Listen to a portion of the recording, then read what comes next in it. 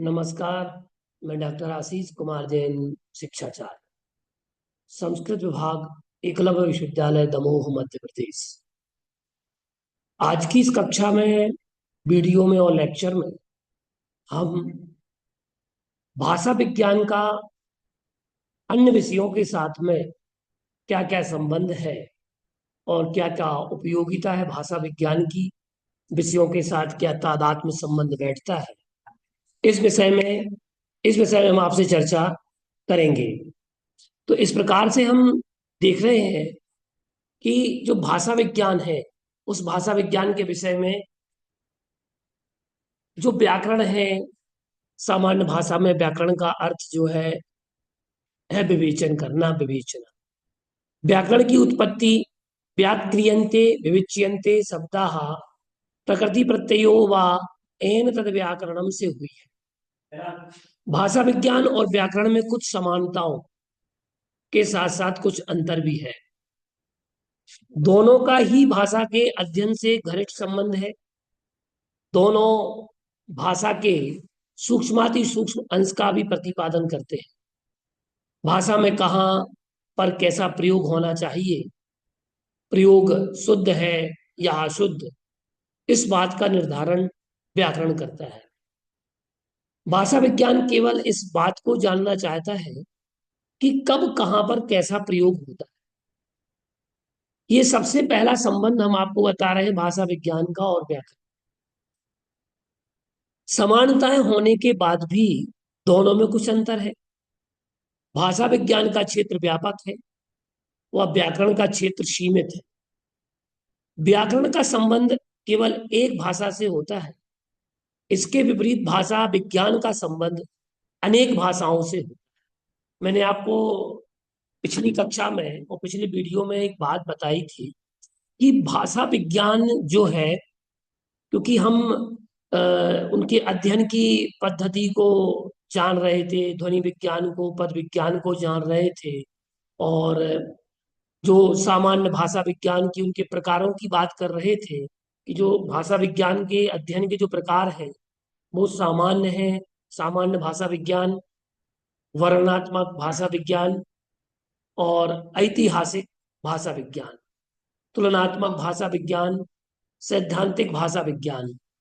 ये जो बात है, ये मैंने आपसे उस समय कही थी कि जो वर्णनात्मक भाषा विज्ञान है और सामान्य भाषा विज्ञान है, सामान्य भाषा विज्ञान से तात्पर्य ये होता है कि वो प्रारंभिक भाषाओं का अध्ययन करता है, उनकी उत्पत्ति आदि का अध्ययन करता है। वर्णन में, वर्णनात्मक में वर्णन रहता है। साथ में ऐतिहासिकता की जब हमने बात कही थी, और तुलनात्मकता की, तो अनेक भाषाओं के साथ उसका संबंध स्पष्ट हो जाता है। और उसी प्रकार से यहाँ जो बात कह रहे हैं कि व्याकरण का क्षेत्र क्या है, भाषा के अनुसार होता है, लेकिन भाषा विज्ञान जो है वो अनेक भाषाओं का भी तुलनात्मक अध्ययन करता है, अन्य भाषाओं के साथ जुड़ा रहता है। साथ ही अगर देखा जाए तो व्याकरण जो है, तो व्याकरण को अंग व भाषा विज्ञान को अंगी माना जाता है। जैसे भाषा का नियम व्याकरण प्रस्तुत करता है और भाषा विज्ञान उस नियम की व्याख्या करता है। नियम जो बनाएगा वो व्याकरण बनाएगा, और नियमों की व्याख्या कौन करेगा? भाषा विज्ञान। तो ये व्याकरण के साथ अ, भाषा विज्ञान का बड़ा जबरदस्त संबंध है, क्योंकि हम देखते हैं कि भाषा विज्ञान अ, और व्याकरण, ठीक है ना? तो इसमें हम अगर चिंतन करते हैं तो दोनों के बीच में एक तो आधार और विश्लेषण, क्योंकि भाषा विज्ञान एक बड़ा क्षेत्र है, व्याकरण उसका एक हिस्सा है। ठीक है। भाषा विज्ञान भाषा के सभी पहलुओं, ध्वनि, अर्थ, समाज शास्त्र, इतिहास का अध्ययन करता है, जबकि व्याकरण मुख्य रूप से भाषा के नियमों का अध्ययन करता है। हम अगर देखें कि व्याकरण भाषा के कैसे बताता है और भाषा विज्ञानों से कैसे, के पीछे क्यों, और वास्तविक उपयोग, एक्चुअल यूजेस को बताता है, और व्याकरण भाषा विज्ञान का अनुगामी है। तो भाषा विज्ञान व्याकरण के नियमों को देखकर यह समझता है कि वे भाषा में कैसे लागू होते हैं और विभिन्न भाषाओं में कैसे भिन्न होते हैं। और जैसे हम देखें, व्याकरण कहेगा हिंदी में शुद्ध वाक्य है मैं जा रहा हूं। क्या व्याकरण क्या कहेगा? मैं जा रहा हूं। लेकिन भाषा विज्ञान पूछेगा हम जा रहे हैं कौन बोलता है, कहाँ बोलता है, इस प्रयोग का क्या अर्थ है। जैसे पूर्वांचल के लोग ऐसे बोलते हैं, और इसका एक अलग विश्लेषण करेगा। तो ये बात भाषा विज्ञान और व्याकरण के बीच की ये जो बात है, और ये भाषा विज्ञान और व्याकरण का जो संबंध है, वो संबंध बेजोड़ संबंध है। अब हम बात करें भाषा विज्ञान और साहित्य की। ये चीज समझ में तो आ रही है आप लोगों को जो मैं समझा रहा हूं? जी। हाँ, ठीक है। अब भाषा विज्ञान और हम साहित्य की बात करते हैं, तो भाषा विज्ञान और साहित्य दोनों एक दूसरे के उपकारक हैं।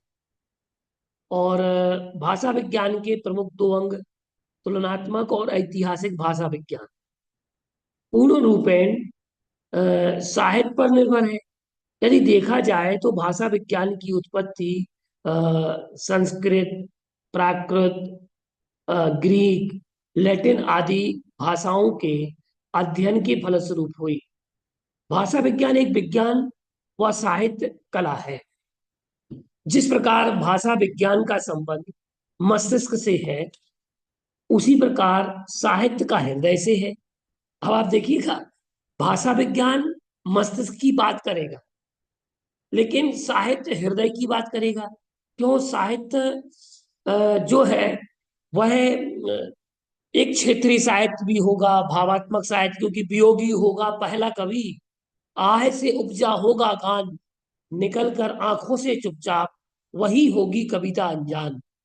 ये बात सूर्यकांत त्रिपाठी निराला कह रहे हैं कि आह से उपजा होगा गान, मतलब वियोगी होगा पहला कवि, आह से उपजा होगा गान, निकल कर आंखों से चुपचाप, वही होगी कविता अनजान। अर्थात काव्य का भाव कैसे प्रकट होता है? जब मनोवेदना हो, कविता वेदना के रूप में जन्म ले लेती है। वहां संस्कृत साहित्य में आचार्य भवभूति लिखते हैं, महाकवि भवभूति लिखते हैं, कारुण्यम भवभूति रेव तन्ते। अर्थात करुण रस जो है, वो करुण रस को काव्य का प्रधान कहते हैं, कि बिना करुण रस के कविता नहीं होती। और यहाँ हिंदी के साहित्यकार भी कह देते हैं कि वियोगी होगा पहला कवि, आह से उपजा होगा गान। अर्थात आह से तात्पर्य ये है कि जब व्यक्ति के अंदर कोई वेदना हो, कोई ऐसा भाव उसको कचोट रहा हो, या कोई दबी हुई भावना हो, या बहुत भाव विवहल हो गया हो व्यक्ति, तब उसके हृदय से वो जो उद्गार प्रकट होते हैं, वो जब काव्य रूप में लिखी जाती है, तो वह कविता कहलाती है। तो यह साहित्य को हृदय कहा गया, क्योंकि वेदना जो है मुख्य रूप से व्यक्ति के मन में ये लगता है कि हृदय में वेदना हो रही है, मेरा मन तोड़ दिया, मेरा हृदय तोड़ दिया, मेरा दिल तोड़ दिया। ये जो बात कहते हैं, तो यहाँ भाषा विज्ञान का संबंध जिस प्रकार से यहाँ कह रहे हैं कि उसका संबंध मस्तिष्क से है, क्योंकि वो दिमागी तरीके से काम करती है भाषा विज्ञान। अ, वो भाषाओं पर मस्तिष्क से सोचती है। लेकिन साहित्य कहते हैं उसी प्रकार साहित्य का हृदय से संबंध है।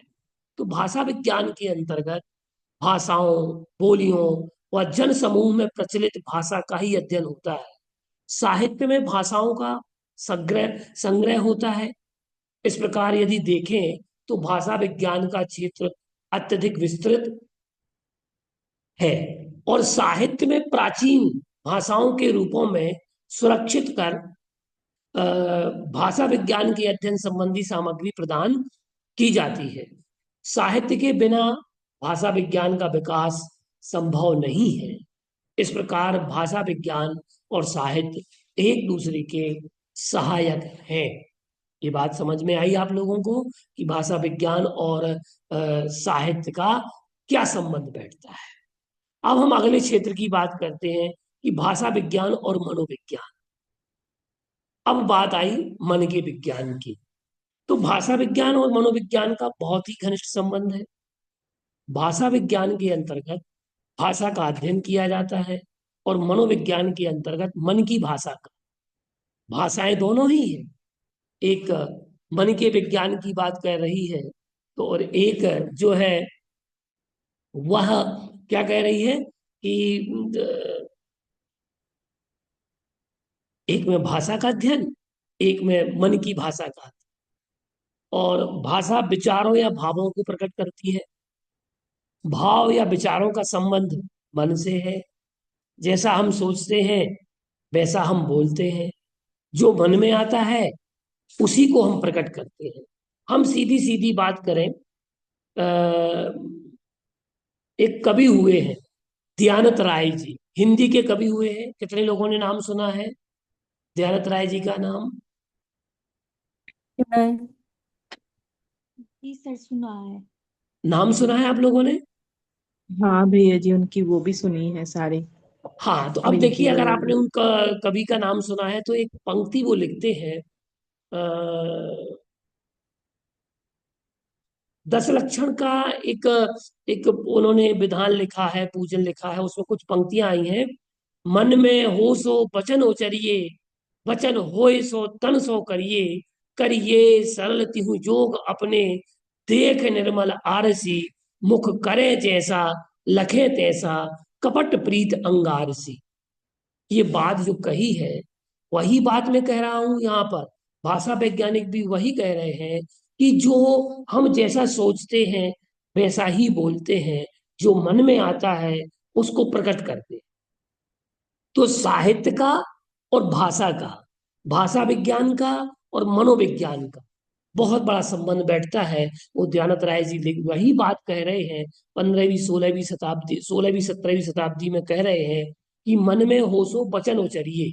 हम जो सोचते हैं वो बोलते हैं, और जो मन में आता है उसी को प्रकट करते हैं। इसका सीधा संबंध मस्तिष्क तथा मनोविज्ञान से है। इससे यह देखा जाए तो भाषा की आंतरिक समस्याओं को सुलझाने में मनोविज्ञान भाषा विज्ञान की सहायता करता है। क्योंकि मन की भाषा पढ़ना सामान्य बात नहीं होती। और हम अगर देखें, एक ज्ञान का भेद भी आया है। जिसे हम एक मति ज्ञान होता है, एक श्रुत ज्ञान होता है, एक अवधि ज्ञान होता है, और एक मनः पर्याय ज्ञान होता है। तो मति पूर्वक श्रुत ज्ञान होता है। अब मना पर्याय ज्ञान से तात्पर्य ये है कि इसके भी एक गूढ़ अर्थ को मन में छुपे हुए विपुलमति, ऋजुमति, विपुलमति आदि भेद आपने पढ़े होंगे। एक ऋजुता के साथ जान लिया जाता है, और एक बड़ी जटिलता के जटिल गूढ़ पदार्थों को जानता। तो वो मन की जो बात है, मन की भाषा जो पढ़ लेता है वह मनोविज्ञान है। तो मनोविज्ञान का संबंध भाषा विज्ञान से बैठता है, क्योंकि मनोविज्ञान की आवश्यकता ध्वनि विज्ञान और अर्थ विज्ञान में भी विशेष रूप से पड़ती है। जैसे हमारे मन में विचार उत्पन्न होंगे वैसी ही भाषा का हम उच्चारण करेंगे, ये तो तय है। क्योंकि जो हमारे मन में विचार आते हैं वही तो भाषा बनती है बाद में। और इस प्रकार मनोविज्ञान ध्वनि विज्ञान में कारण रहता है। इसी प्रकार अर्थ परिवर्तन में भी मनोविज्ञान सहायक है। जैसे एक ही शब्द के अनेक अर्थ होते हैं, और दूसरी ओर यदि हम देखें तो भाषा विज्ञान भी मनोविज्ञान का उपकारक है। तो मानसिक रोगों का उपचार भाषा विज्ञान के द्वारा किया जाता है। अब मानसिक रोगों का उपचार कैसे किया जा रहा है? भाषा विज्ञान के द्वारा। अब आप सोचिए कि मानसिक रोगों के उपचार में जो अ, मनोविज्ञान की भूमिका है, क्या भूमिका हो सकती है, कोई बताएगा? जी सर, यदि बताइए। क्रोध आता है तो हम चिल्ला देते हैं। हाँ। और और बताइए। क- जी। किसी के ऊपर आता है, यदि हम बोल देते हैं तो वो हमारा गुस्सा भी निकल जाता है, तो हमें शांति लगती है कि हाँ। मतलब गुस्सा निकाल दिया तो शांति हो गई। हाँ मतलब बोलकर की भाषा से एक तो मन में रहता है, फिर हम उसको बोल देते हैं तो। हाँ। अब आप देखिए, मानसिक रोगों का उपचार कैसे होगा। इसको बोलते हैं मनोचिकित्सा। क्या बोलते हैं? मनोचिकित्सा, मन की चिकित्सा। इसको बोलते हैं मनोविज्ञान की भाषा में टॉक थेरेपी। क्या बोलते हैं? Talk therapy. आज मनोवैज्ञानिकों ने नए नए नाम दे दिया टॉक थेरेपी का। तो मनोचिकित्सक द्वारा जीवन शैली में बदलाव के जरिए ये किया जाता है। और जिसमें संज्ञानात्मक व्यवहार, जिसको सीबीटी, हिप्नोथेरेपी, रिलैक्सेशन तकनीकें आदि दी जाती है। मनोचिकित्सा में क्या होता है? काउंसलिंग की जाती है। क्या की जाती है? काउंसलिंग। तो काउंसलिंग के द्वारा बातचीत की जाती है, परिवार के साथ भी बातचीत की जाती है।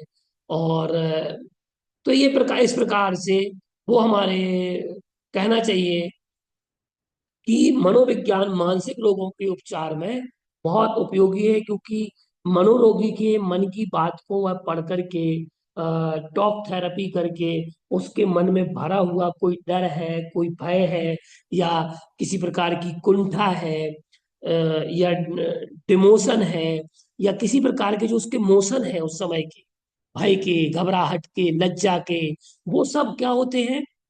वो बाहर निकल करके आते हैं। क्रोध, झल्लाहट, झुंझलाहट, ये सब जो मनोविकार है, ये सब किससे आते हैं? टॉक थेरेपी से। किसके माध्यम से? वो टॉक थेरेपी का शब्द का प्रयोग करते हैं। तो ये आपको समझ में आ गया कि मनोविज्ञान और भाषा विज्ञान का क्या संबंध है। अब हम बात करते हैं भाषा विज्ञान और भौतिक विज्ञान। अब ये भाषा विज्ञान का और भौतिक विज्ञान का कैसे संबंध बैठेगा, ये बात भी हमें समझना है। तो भाषा विज्ञान के अध्ययन में भौतिक विज्ञान एक अत्यंत सहायक अंग है, और विज्ञान का भाषा विज्ञान से प्रत्यक्ष संबंध है। मनुष्य जब कुछ बोलता है, वह ध्वनि श्रोता के कान तक कैसे पहुंचती है, और श्रोता किस प्रकार से उस ध्वनि को अपनाता है, इन सभी बातों का अध्ययन भौतिकी के अंतर्गत आता है। तो ध्वनि तरंगे, कंपन आदि का विस्तृत रूप से भौतिक विज्ञान में अध्ययन किया जाता है। तो ध्वनि विज्ञान जो भाषा विज्ञान का एक प्रमुख अंग है, वह भौतिकी पर निर्भर है। वह हमें बतलाता है कि ईथर नामक तत्व जो आकाश में व्याप्त है, वह ध्वनि तरंगों को एक स्थान से दूसरे स्थान तक भेजता है। इसी के आधार पर बोलने वाले अर्थात वक्ता के विचार श्रोता को सुनाई पड़ते हैं। तो इससे ये सिद्ध होता है कि मनोविज्ञान का संबंध भौतिकी से है। तो जो ईथर नाम का तत्व है, उसे धर्म द्रव्य भी कहते हैं ना भैया। हाँ, ठीक है ना, ईथर नाम का तत्व की जो बात कही गई है, तो वो क्या है, बताइए। ये कोई रासायनिक तत्व नहीं है, बल्कि यह प्राचीन और मध्ययुगीन भाषा में, विज्ञान में पांचवें तत्व या आकाश को संदर्भित करता है। किसको संदर्भित करता है? आकाश को, जो ब्रह्मांड के ऊपरी क्षेत्रों में को भरता है। जबकि आधुनिक रसायन विज्ञान में यह ऑक्सीजन युक्त कार्बनिक यौगिक के एक वर्ग को कहते हैं, और इसका उपयोग निश्चेतक के रूप में भी होता है। तो पांचवा तत्व जो है, प्राचीन अवधारणा में इसको अरस्तु और अन्य दार्शनिकों ने माना है कि पृथ्वी, जल, अग्नि, वायु के अलावा एक पांचवा दिव्य तत्व ईथर या आकाश है, जो खगोलीय पिंडों और स्वर्ग को बनाता है। ये कौन कह रहा है? कौन कह रहा है? ये अरस्तु कह रहे हैं। आयुर्वेद क्या कहता है और भारतीय दर्शन आकाश शून्य अंतरिक्ष को मानता है। ठीक है। अब रासायनिक तत्व, अब देखो ईथर, जो ईथर की बात कही यहां पर, तो यहां पर आकाश तत्व, तत्वार्थ सूत्र में एक सूत्र आता है। कौन सा सूत्र आता है? आकाशस्यानंता लोकाकाशे अवगाहा। कौन सा आता है? ये दो सूत्र पढ़े आप लोगों ने। हाँ भैया जी। लोकाकाशे पांचवे अवगाहा, अध्याय में। जो अवगाहन प्रदान करे, द्रव्यों को रहने का स्थान प्रदान करे, वो कौन सा द्रव्य है? आकाश द्रव्य।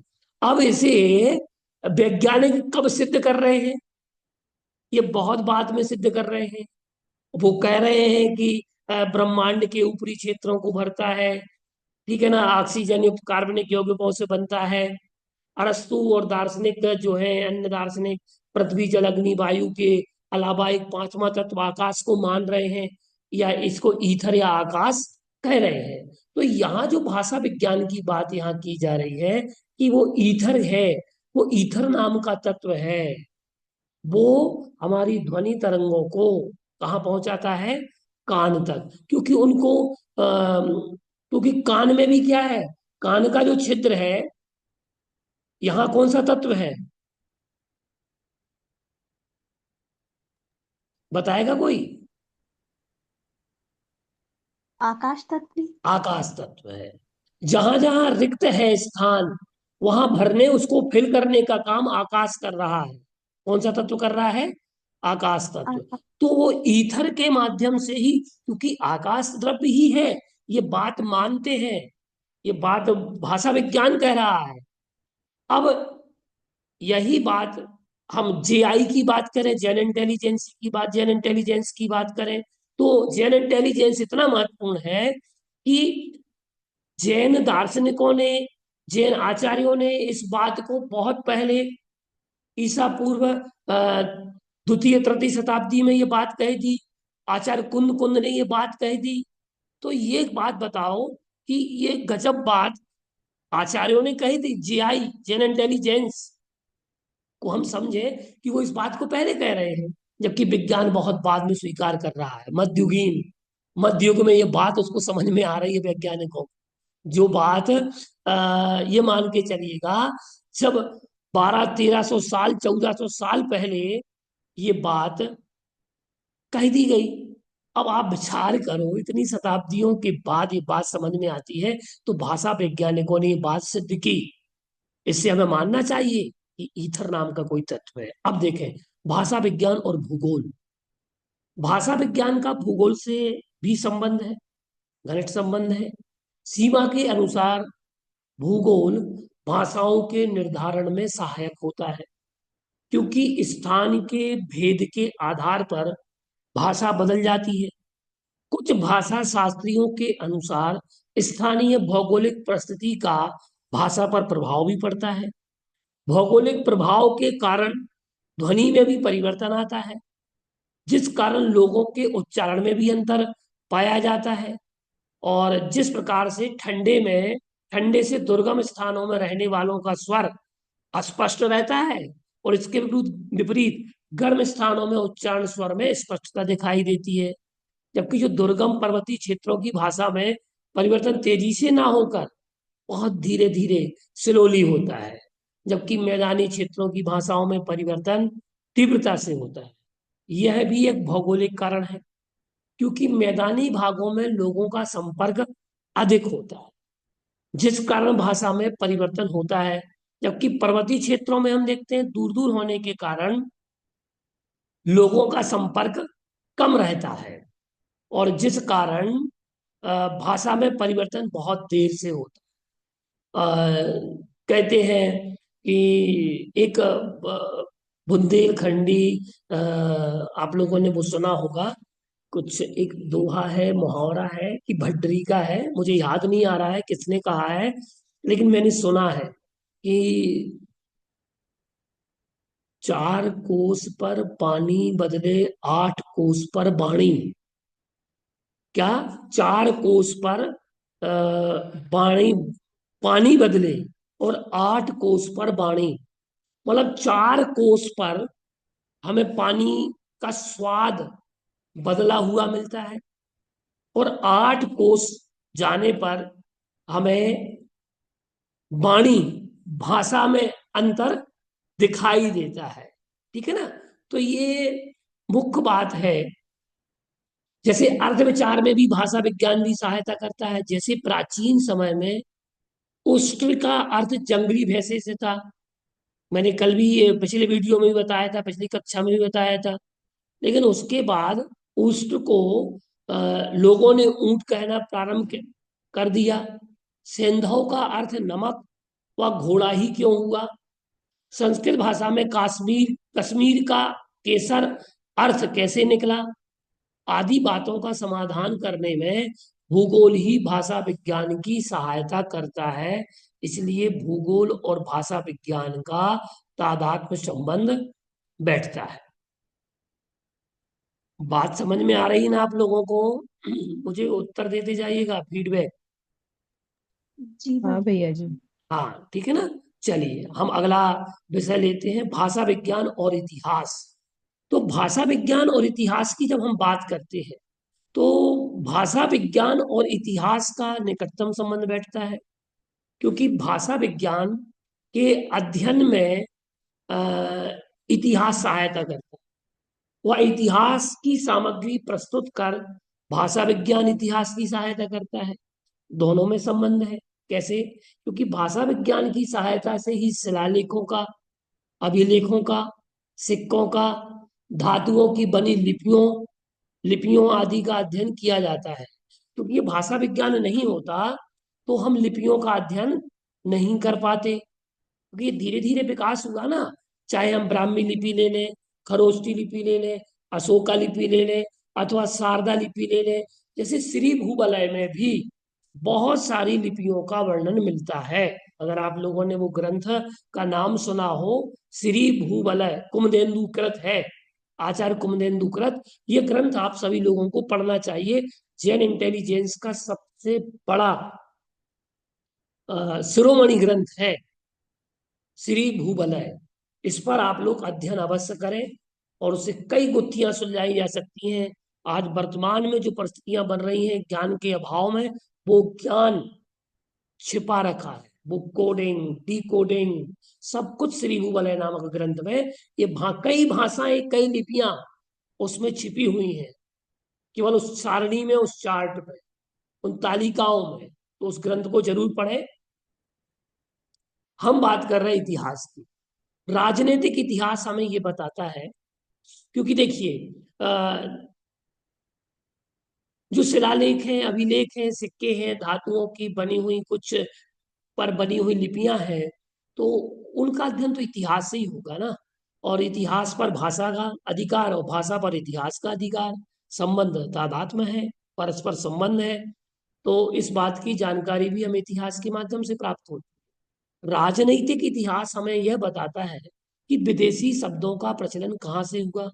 भारत में अंग्रेजी आई, अरबी, फारसी, तुर्की, पुर्तगाली शब्दों का आगमन कब हुआ। यह भी हमें इतिहास बताता है कि हम देशज शब्द का प्रयोग कब करते हैं, तत्सम और तद्भव शब्दों का प्रयोग कहाँ कहाँ करते हैं। धार्मिक इतिहास धर्म पर आधारित भाषा से संबंधित अनेक समस्याओं को सुलझाता है। धर्म के रूप परिवर्तन की भाषा पर अत्यधिक प्रभाव पड़ता है। धार्मिक इतिहास हमारे इस प्रश्न का भी उत्तर भी दे देता है। अब हम बात करते हैं कि भारत में हिंदी, या देखें कि किस प्रकार मराठी, बंगाली में ब्रज भाषा के कुछ अंश आ गए। हिंदुओं की भाषा संस्कृत युक्त क्यों है। भाषा में हिंदी, प्राकृत, उर्दू की समस्याएं कैसे उत्पन्न हुई। तो भाषा विज्ञान के अध्ययन से ही प्राचीन धार्मिक रूप ज्ञात होता है। जैसे कि सिंधी लोग, पंजाबी लोग गुरुमुखी का प्रयोग करते हैं और जैन तीर्थंकरों ने प्राकृत भाषा में मागधी, अर्धमागधी आदि भाषाओं में उपदेश दिया। ग्रंथों की रचना सौरसेनी आदि भाषाओं में हुई, तो ये सब बताता है भाषा विज्ञान, क्योंकि वो प्राचीन धार्मिक रूप में हमें ज्ञात होता है। सामाजिक इतिहास के द्वारा हमें ज्ञात होता है कि समाज में प्रचलित प्रथाएं किस प्रकार भाषा को प्रभावित करती हैं। यदि देखा जाए तो भारतीय भाषाओं में माता पिता, भाई बहन, चाचा चाची के अलावा जीजा साली, मौसा मौसी, नाना नानी आदि शब्दों की बहुलता है। इसके विपरीत हम विदेशी भाषाओं में इनके लिए अलग शब्दों का प्रयोग देखते हैं या उसमें अभाव देखते हैं। वहाँ विदेशी भाषाओं में चाचा चाची नहीं है, वहाँ ब्रदर कजन ब्रदर आ गया, और अन्य अन्य ब्रदर आ गए, बहुत सारी चीजें उसमें आ गई।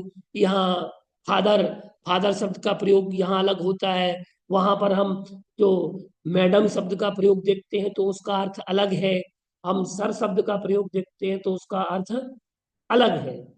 लेकिन भारतीय भाषाओं की पद्धति में जब हम सर्च करते हैं कि और देखते हैं, अध्ययन करते हैं, तो भाषा विज्ञान का संबंध हमारा इतिहास से भी जुड़ जाता है। अब भाषा विज्ञान और दर्शन का, तो भाषा विज्ञान और दर्शन का एक दूसरे से घनिष्ठ संबंध है। वो कैसे संबंध है? क्योंकि दर्शन शास्त्र के अंतर्गत हम किसका अध्ययन करते हैं? तत्व है, पदार्थ है, आत्मा है, परमात्मा है, जीव है, अजीव है, इन आदि तत्वों का हम अध्ययन करते हैं। इन विषयों पर हम अध्ययन करते हैं। अर्थ विज्ञान जो कि भाषा विज्ञान का प्रमुख अंग है, उसका दर्शन शास्त्र से विशेष संबंध। सर्वप्रथम मीमांसकों और दार्शकों ने ही शब्द और अर्थ पर चिंतन अर्थात विचार किया। उसके अनुसार शब्द क्या है, उसका स्वरूप क्या है, शब्द की कितनी शक्तियां हैं, शब्द व अर्थ का संबंध क्या है। तो और पाश्चात्य व भारतीय दार्शनिकों ने ही सर्वप्रथम विचार शब्द पर किया। किसी ने शब्द को ब्रह्म कह दिया, और भर्तृहरिकृत वाक्पदीय में इसका विकास देखने को मिलता है। तो लिखते हैं अभिहितान्वयवाद, स्फोटवाद। मीमांसकों का शब्द मिलता है नित्यतावाद और अनेकांतवाद, स्यादवाद। ये दार्शनिक विषय है। सत्कार्यवाद, असत्कार्यवाद, ये सब सिद्धांत हैं। क्षणिकवाद, ये सब सिद्धांत दिए हैं दर्शन के। सांख्य दर्शन, योग दर्शन, वैशेषिक दर्शन, मीमांसा, पूर्व मीमांसा, उत्तर मीमांसा, न्याय, वैशेषिक आदि जो है, चारवाक, जैन और बौद्ध, इन सब में सब सिद्धांतों में ये शब्द अलग अलग हमें प्राप्त होते हैं अपने अपने धर्म के अनुसार, दर्शन के अनुसार। अर्थ विज्ञान जो कि भाषा विज्ञान का प्रमुख अंग है, कुछ भाषा शास्त्री उसे दर्शन शास्त्र के ही अंतर्गत मानते हैं। वो कहते हैं कि दर्शन से ही भाषा विज्ञान का विकास हुआ है, दर्शन से ही मनोविज्ञान का विकास हुआ है। अब मानव विज्ञान की हम बात करते हैं तो भाषा मनुष्य के विकास का प्रतीक है। जिस मनुष्य समाज की भाषा जितनी कहना चाहिए विकसित होगी, उसकी सभ्यता भी उतनी विकसित मानी जाती है। इस तरह भाषा विज्ञान व मानव विज्ञान का संबंध है। दोनों ही एक दूसरे के अध्ययन संबंधी सामग्री प्रस्तुत करते हैं। सभ्यता, विज्ञान, संस्कृति आदि के आधार पर किस प्रकार से इनका विकास हुआ, तो ये भाषा विज्ञान और मानव विज्ञान का संबंध है। अब भाषा विज्ञान और जैसे कि अशोक के शिलालेखों में हम देखते हैं लिखा है देवानाम प्रियम, का अर्थ है जो देवों का प्रिय हो। लेकिन इसी तरह ऋग्वेद में असुर शब्द देवों के लिए प्रयुक्त होता था। परवर्ती संस्कृत साहित्य में और राक्षस अर्थ में प्रयुक्त कैसे हुआ? ये मानव विज्ञान है। भाषा विज्ञान और सामाजिक विज्ञान जब हम देखते हैं तो सामाजिक विज्ञान की जब हम बात करते हैं तो हमें अपना आचरण, परस्पर संबंध, सापेक्ष संबंधों, आहार विहार, निहार, आचार विचार, रीति नीति, परंपराओं का अध्ययन जो होता है वो भाषा विज्ञान और सामाजिक विज्ञान को दोनों को जोड़ करके रखता है। क्योंकि भाषा जो है वो सामाजिक वस्तु होने के कारण समाज शास्त्रियों के अध्ययन का विषय बन जाती है। भाषा विज्ञान में सैकड़ों शब्द आचार विचार व रीति रिवाजों के हैं। समाज विज्ञान की सहायता से इनकी व्याख्या में सरलता हो जाती है। और समाज विज्ञान हमें बताता है कि किस प्रकार भाषा में विकास और पतन के कारण उनके शब्दों में परिवर्तन हुए। जैसे मैंने पिछले वीडियो में बताया था कि कुशल शब्द और प्रवीण शब्द की व्याख्या की। कुशल वो होता था जो कुश अर्थात कांस को लाया करता था पूजन के लिए, तो उसको कुशल कहा जाता था। प्रवीण शब्द जो बीणा बजाने में निष्णात होता था उसे प्रवीण कहा जाता था। और ऐसे ही तेल, तेल शब्द की व्याख्या की थी, तिली के तेल को बस तेल कहा जाता था। आज वर्तमान में समाज में जैसे जैसे प्रयोग बदलते गए तो सामाजिक विज्ञान के अंतर्गत उसका अध्ययन किया जा सकता है। अब भाषा विज्ञान और शरीर विज्ञान की हम बात करते हैं तो भाषा विज्ञान का आधार ही भाषा है। और हमने जो ध्वनि विज्ञान को समझा था, क्योंकि भाषा मुख से निकलती है और वह ध्वनि है जो श्रोता के द्वारा ग्रहण की जाती है। इस बात पर विचार करने से ये ज्ञात होता है कि वाक इंद्री की सहायता से वक्ता ने जो कुछ कहा वह ध्वनि तरंगों की सहायता से श्रोता तक पहुंचती है। उच्चारण करते समय वायु शरीर के भीतर कैसे चलती है, कैसे स्वर यंत्र प्रभावित होता है, जैसे मैंने आपको उच्चारण स्थान बताए थे, ठीक है ना। तो उच्चारण स्थानों में आपने जाना था कि कंठ से कौन कौन से शब्द बोले जाते हैं, मूर्धा से कौन से बोले जाते हैं, दांत से कौन से बोले जाते हैं, ओष्ठ से कौन से बोले जाते हैं, और तालब तालु से कौन से शब्दों का उच्चारण होता है, ये सब आपने जाना था। तो इस प्रकार आज हमने बहुत सारी बातें समझी कि भाषा विज्ञान का जो संबंध है वो संबंध शरीर विज्ञान से है, सामाजिक विज्ञान से है, मानव विज्ञान से है, दर्शन शास्त्र से है, और इतिहास से है, साथ में भूगोल से है, भौतिक ज्ञान से है, और मनोविज्ञान से है, साथ में भाषा विज्ञान और साहित्य क्या है, इनका संबंध क्या है, भाषा विज्ञान और व्याकरण क्या है। तो ये अनेक विषयों पर हमने आज चर्चा आपसे की। अब मुख्य रूप से हम एक बात देखें कि भाषा विज्ञान की उपादेयता क्या है। इस बात को हम थोड़ा सा समझ लें कि ज्ञान की पिपासा की शांति होती है भाषा विज्ञान के अध्ययन से। प्राचीन संस्कृति का ज्ञान हमें होता है भाषा विज्ञान से। विश्व बंधुत्व की भावना जागृत होती है भाषा विज्ञान से। भाषा के अध्ययन में ये सहायक होता है भाषा विज्ञान। साहित्य के ज्ञान में सहायक होता है, वेद और आगम के ज्ञान में सहायक होता है, अनुवाद पाठ संशोधन में सहायक होता है, भाषाओं के संपादन, ग्रंथों के संपादन निष्पादन में भाषा का ज्ञान सहायक होता है। तो इस प्रकार से हमने ये बात पूरी की पूरी ये जानी। इसमें आप भाषा विज्ञान की उपादेयता अगर आपसे कोई पूछे तो आपको भाषा विज्ञान की उपादेयता में ये बात कहनी है, ये बात लिखनी है कि जो मैंने आपको बतलाई है ये सारी चीजें कि भाषा विज्ञान का संबंध कहाँ कहाँ किस किस क्षेत्र में है, ये सब आपको पूरी सिद्धि के साथ आपको लिखना है और पूरी शिद्दत के साथ आपको मेहनत करनी है, जिससे कि आप भाषा विज्ञान के विषय में बहुत अच्छे से लिख सकें। और मेरी तो भावना ये है कि आप लोग भी भाषा शास्त्री बने, भाषा वैज्ञानिक